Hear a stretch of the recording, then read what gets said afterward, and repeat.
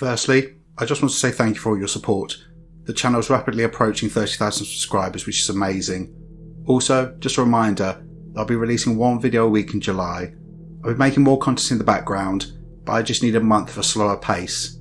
The videos will go live on Tuesday for members, and then Wednesday for everybody else. Lastly, this is a case I wanted to cover, but there are almost no photographs. There's only one of the victim and one each of the perpetrators, so I'm sorry for repeats of the images. Anyway, on with the video. Just after midnight on Friday, March the 13th, 2009, a 999 call was received reporting a man had collapsed at a property at 14 Arthur Street in the town of Chilton in County Durham in the UK. When paramedics attended, they found 35-year-old Andrew Gardner, a vulnerable man due to underlying cognitive issues, dead in the living room. The paramedics were told that Andrew had been assaulted in a bar fight, had come home and collapsed, but the police were quickly called when it was noted that Andrew was malnourished and his body was covered with new and old injuries. Andrew had been the victim of domestic abuse for years, and his last few weeks alive had been a living nightmare, during which time he'd been tortured, including being burned, starved, beaten, as well as having noughts and crosses carved into his body, using him as some sort of human game board. 3 people were responsible: 24-year-old Simon Nichols, 44-year-old Stephen Martin, and the ringleader, 28-year-old Clare Nicholls, a sadistic, psychopathic manipulator who not only inflicted horrific injuries on Andrew, but did this in front of her young children, and sickeningly, even encouraged them to participate. Welcome to Evil Among Us.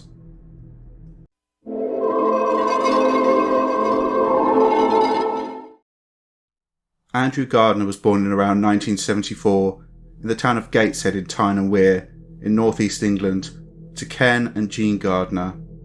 He has significant learning disabilities, which were diagnosed when he was a child. Andrew had a close relationship with his 2 brothers and his parents, and they were a very tight family. There's no indication that Andrew was ever subject to or experienced violence or abuse in the home. In fact, his childhood was very loving. However, in school, he was the subject of bullying, with his peers taking advantage of him due to his naivety and kind nature. But, despite his own experiences of abuse, Andrew was described as a loving, polite and quiet young man who was never violent and who would try to defuse situations if he could. He had a kind heart, but unfortunately was always a target of those looking to exploit him. In 2005, at the age of 31, Andrew met 23-year-old Clare Nicholls, a single mother with 3 children, who had a history of violence towards intimate partners and an evidence history of sadistic behaviour. Unfortunately, this meeting would end in Andrew's death just 4 years later.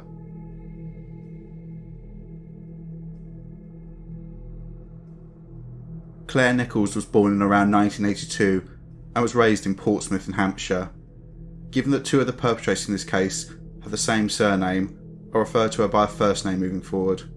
In contrast to the happy environment that Andrew grew up in, Clare was raised in a dysfunctional home, repeatedly witnessed domestic abuse between her parents, who eventually split up. Clare left the family home when she was 15 years old, and 3 years later, in around the year 2000, she began a relationship with a man called John Peterson. Whilst Clare was only 18, Peterson was 42 years old and had previously served in the Royal Navy. Peterson would later testify in court about Clare, calling her a, quote, she-devil, and saying, quote, she beat and battered me all the years I was with her, 4 or 5 times a week. She was horrible, a control freak who would flip all the time. She'd throw her shoes, punch me, have a go, and verbally abuse me for the least thing. If I went to the shops without her, she'd attack me. If I went to do the gardening, she'd do the same. I still have nightmares. However, this is where the story begins to get complicated, as it's important to point out that John Peterson was a convicted paedophile. Clare was fully aware of this, and not only stayed with him, but the pair had 3 children, 2 girls and a boy. Social services became involved, and basically told Clare that she either needed to leave Peterson or lose the children.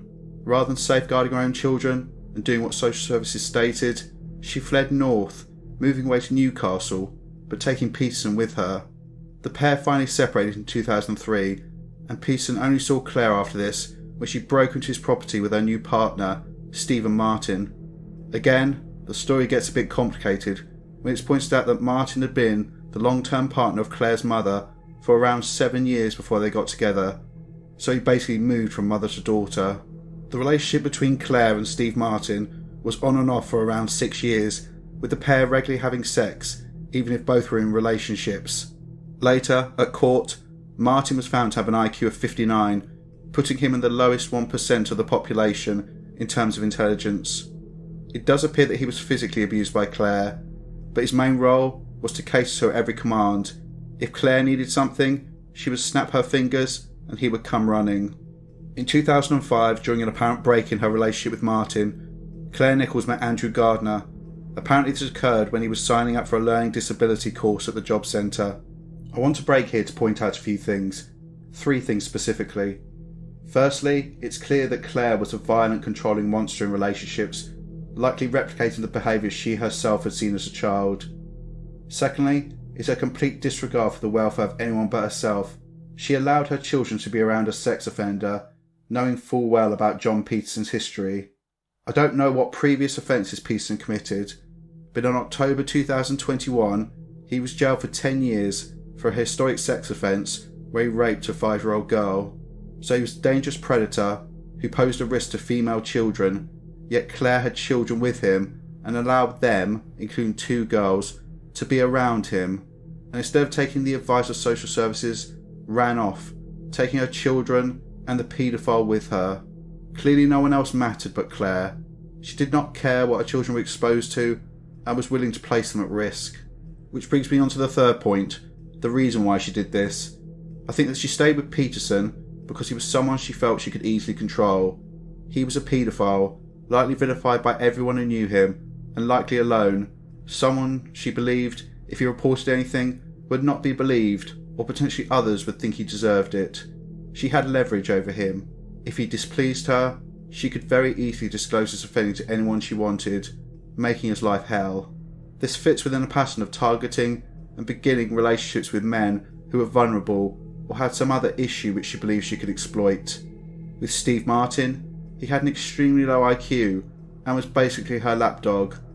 And then she met Andrew Gardner, who, as I said, she apparently met when he was signing up for a course for people with learning disabilities at the job centre. I can't help but draw the conclusion that Clare approached him and saw him as someone she could control and begin a relationship with for that purpose. Unfortunately, Andrew had no idea about Clare's background and walked into the spider's web.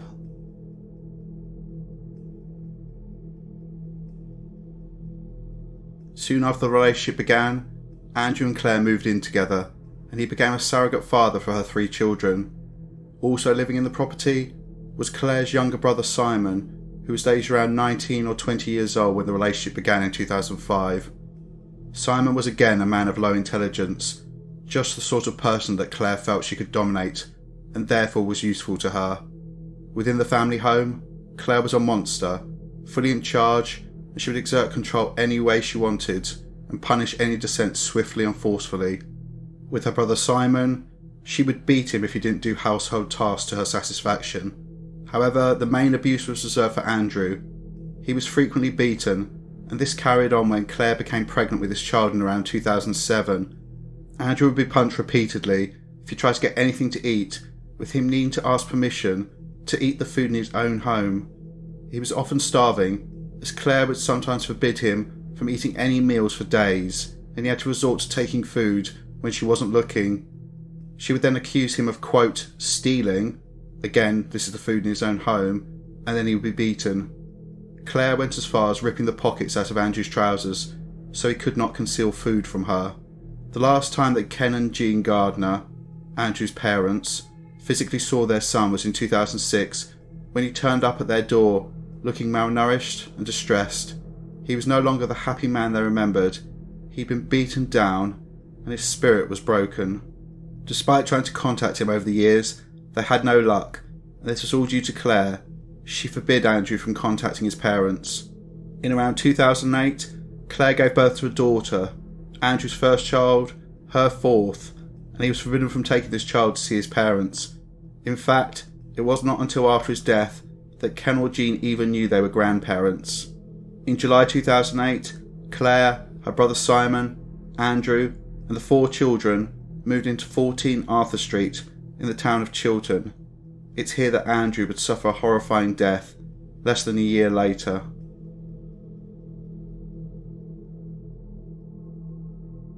Andrew was basically a prisoner in 14 Arthur Street. He was prohibited by Clare from leaving the house without permission, and it got to the point where the neighbours had no idea that Andrew was living in the property, as they rarely even saw him. Also, his parents didn't even know where he was living. Both Clare and Simon would beat Andrew, with Simon acting on the directions of his sister. Andrew was becoming increasingly emaciated, and he was starved for days, being beaten if he dared to take food from the house in order to keep himself alive. He was also forced to sit, watching the family eat a meal while he got nothing. Clare would also verbally abuse Andrew, telling him he was useless and a drain on the household. For some reason, in about February 2009, Clare told Steve Martin to move into the property, meaning that there were 8 people in this small house. After this point, the level of torture endured by Andrew escalated significantly, and his final months were nothing short of a nightmare. The 3 of them took turns in torturing Andrew, with Clare coming up with various ideas about how to inflict as much pain on him as possible. Andrew had boiling hot water poured over him and was burnt on his body, and especially his neck, with a cigarette lighter. He was forbidden from sleeping in a bed or sitting on a sofa. Instead, he was forced to sit and sleep on piles of newspaper, which would be used to soak up the blood from his injuries. Also, Clare would have sex with Martin right in front of Andrew in order to cause him as much distress as possible. This catalogue of abuse is shocking enough, but it gets worse.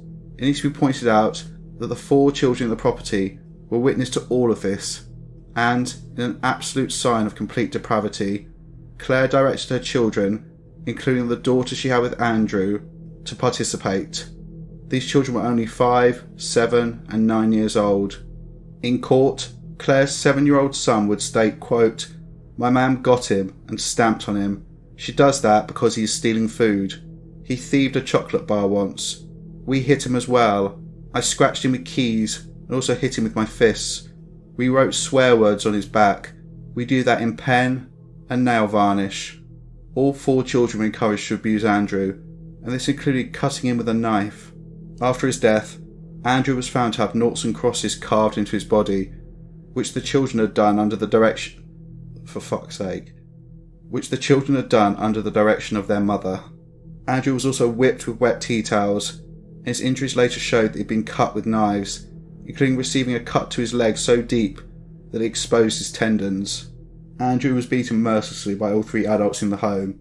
At the beginning of March 2009, Clare started jumping up and down on Andrew with all of her might, causing severe fractures to his ribs. She would also jump up and then land on him with her knees. This caused severe internal injuries, and Andrew spent his last few days in agony. For approximately a week prior to his death, Andrew was unable to walk and was likely slipping in and out of consciousness in excruciating pain. It's believed that he was merely propped up against a wall, and it would have been clear he was dying, but no one came to help Andrew. Also remember that all 4 children would have seen this, including Andrew's daughter. Sometime in the late evening of the 12th of March 2009, Andrew suffered one final attack, when Simon and Martin held him down, and Clare again jumped on his ribs, as well as kneeing him in this area, with enough force to cause further rib fractures. She also kicked his already burnt feet, fracturing one of them. Sometime during, or immediately after this attack, his body gave out, and Andrew Gardner died.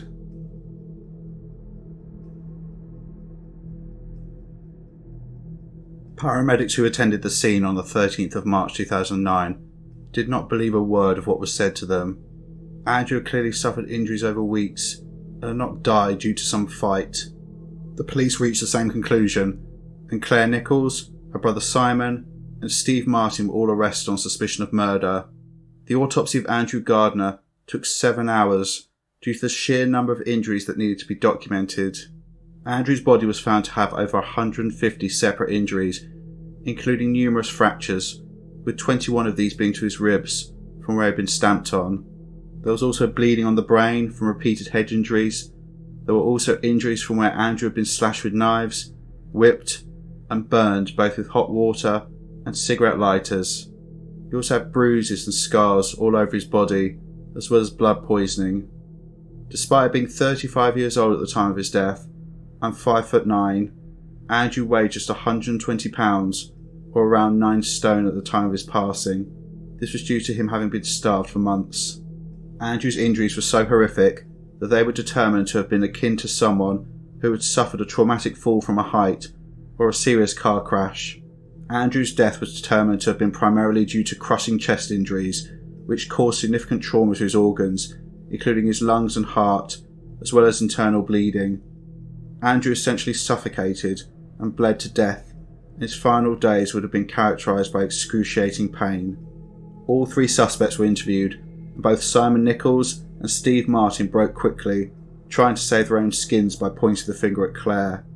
Simon and Martin both admitted they had physically abused Andrew, but they said that Clare was the ringleader and they were only following her directions, and they were both afraid of defying her due to her violent temper.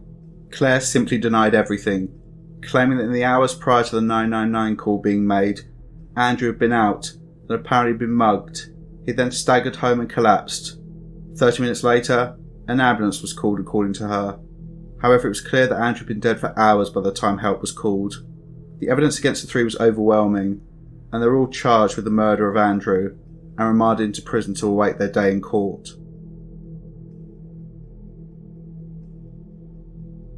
On the 4th of January 2010, Clare Nicholls, her brother Simon, and Steve Martin went on trial for murder at Teesside Crown Court, having pleaded not guilty to these charges.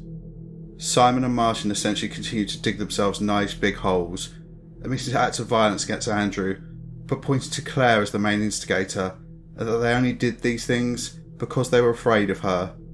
They seemed to misunderstand they were essentially admitting to their role in Andrew's death and just implicating Clare rather than actually proving their innocence. During the course of the trial, it's established that, whilst they may have been afraid of Clare, they made choices to become involved. In the case of Steve Martin, he'd been living away from the property and had moved into Arthur Street of his own volition. Clare twisted and turned during the course of the trial.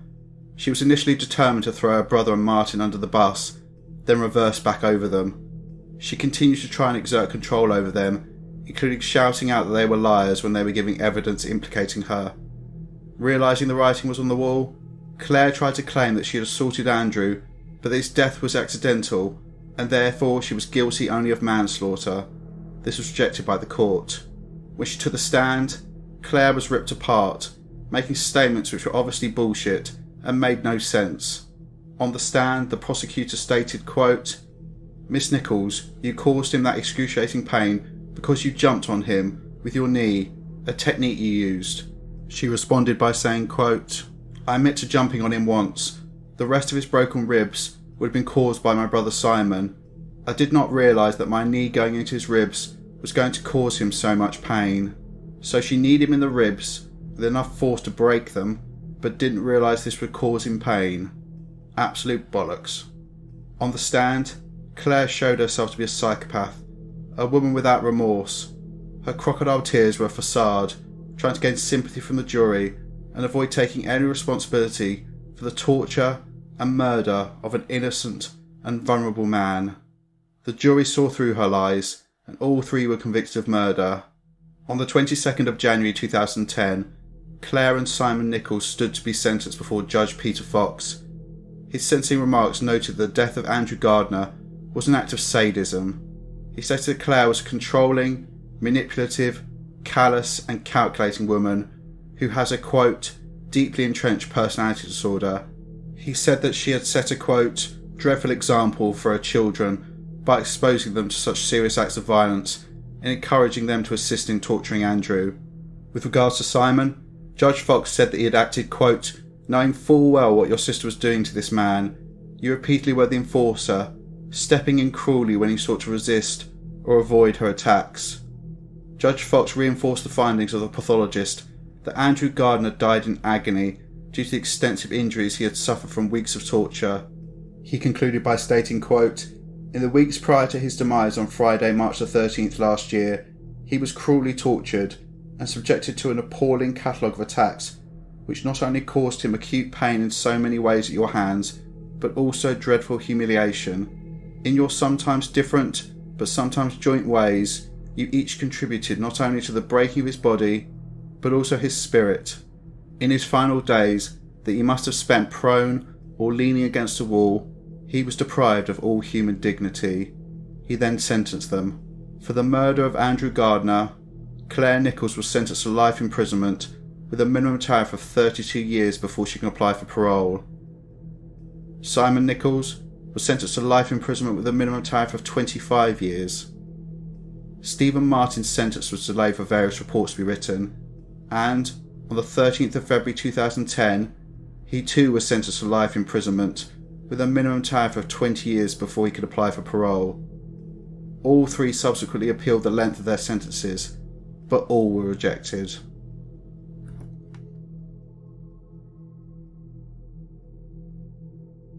This case just has layers of horror. This is again highlighted by how Ken and Jean Gardner found out about their son's death. They saw news about a man being found dead at a property in Chilton, but had no idea that this was their son, as they did not know where he was living at the time. Claire made sure he was totally cut off from them. They then had to go through the horror of receiving a knock at the door and being told their son was not only dead, but had been the victim of domestic abuse for years, and his last few weeks on earth had been marked by horrific acts of torture.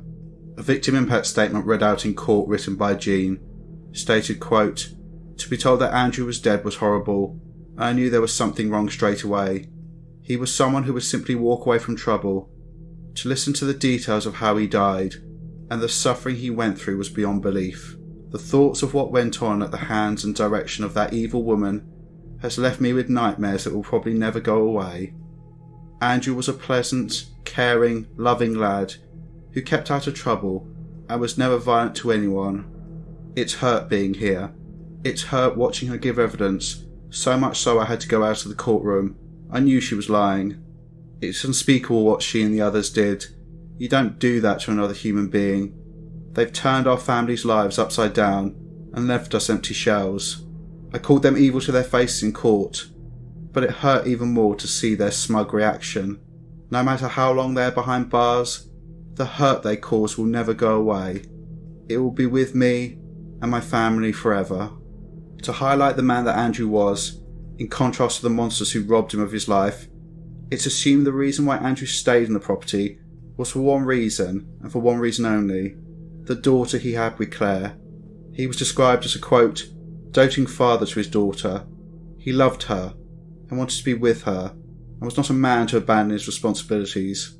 His family believe, and I think this is true, that Andrew was unwilling to abandon his daughter, to leave her in the care of a woman as evil as Claire, and so he stayed, with him hoping, probably, that he could protect her from her sadistic mother. Unfortunately, this would cost him his life. It upsets me when people make comments saying, why did they not just leave, or why did they not see the red flags? I realise now I shouldn't be annoyed or upset. People don't necessarily understand domestic abuse and how insidious it is. Leaving is not that easy. Do you not think that someone whose whole purpose is to control their partner has not worked to cut every avenue of escape?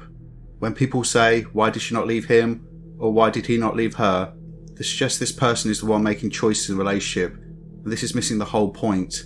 They've often been robbed of this choice, often because they're scared of what might happen to them, which is a well-founded concern, as in the UK, 2 women a week are murdered by their partners or former partners. So please, think what you write. Domestic abuse is much more complicated than you probably realise. I think this is important to point out because of Andrew. He was clearly isolated, alone with no money, and basically confined to the house. He had no means of escape. And this should be the focus. The fact that this poor man spent his final weeks being abused and tortured, and that he died alone, with this being the only escape from the horror he endured. I hope he's at peace.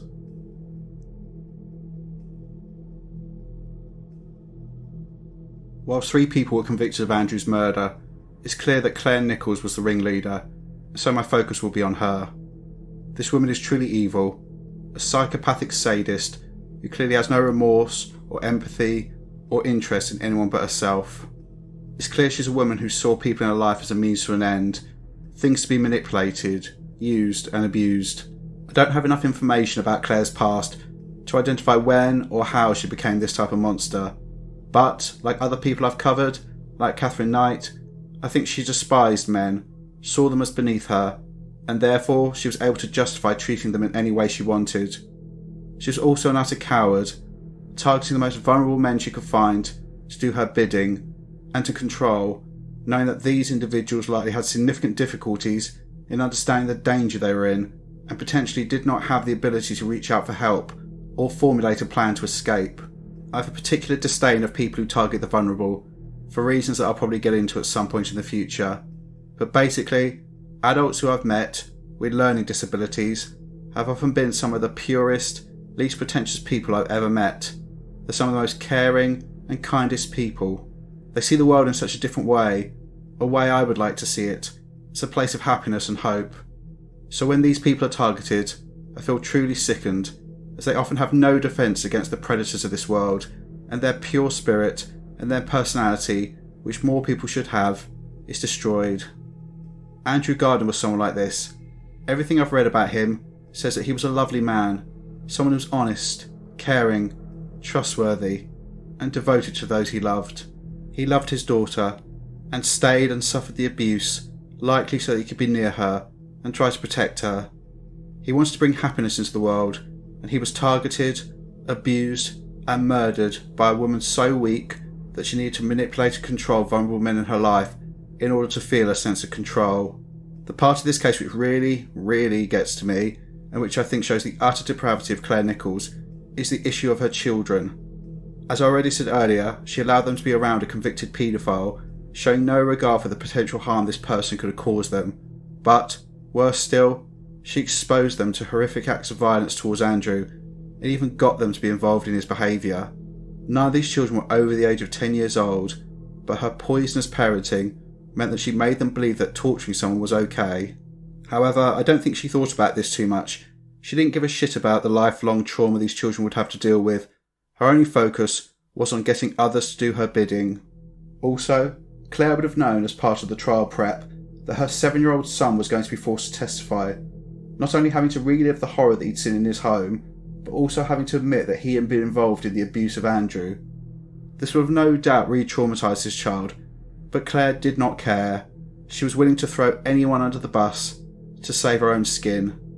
As I've said repeatedly in my videos, the one constant is the link between childhood experiences and future criminal behaviour. In the case of Clare, all she taught her children was that violence and manipulation was acceptable, that people who you claim to love are allowed to be hurt, tortured or even killed.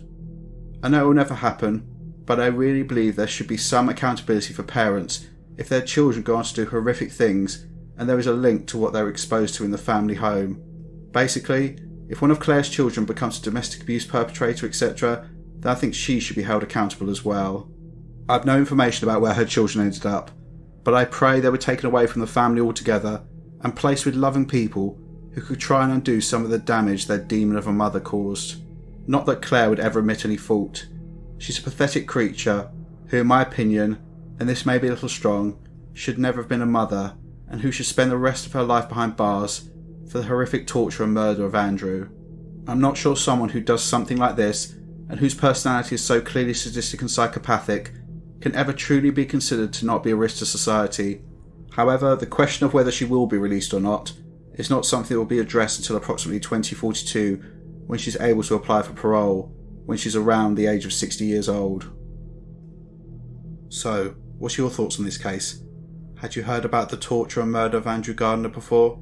I would especially like your thoughts on this case related to Clare Nicholls and her children, how she acted towards them, and the damage she inevitably caused them. Do you think, as I said, that parents should be held accountable if their terrible parenting results in their children later committing criminal offences? Anyway, if you like the content, please consider becoming a channel member by clicking the join button, which is £2.99 a month, or around $4. You get early access to videos and an icon next to your name, which changes from bronze to silver to gold, depending on how long you're a member. Also, please consider sending a super thanks, which is a one-off payment to support the channel. Please like, share and subscribe. Take care, and I'll see you in the next one.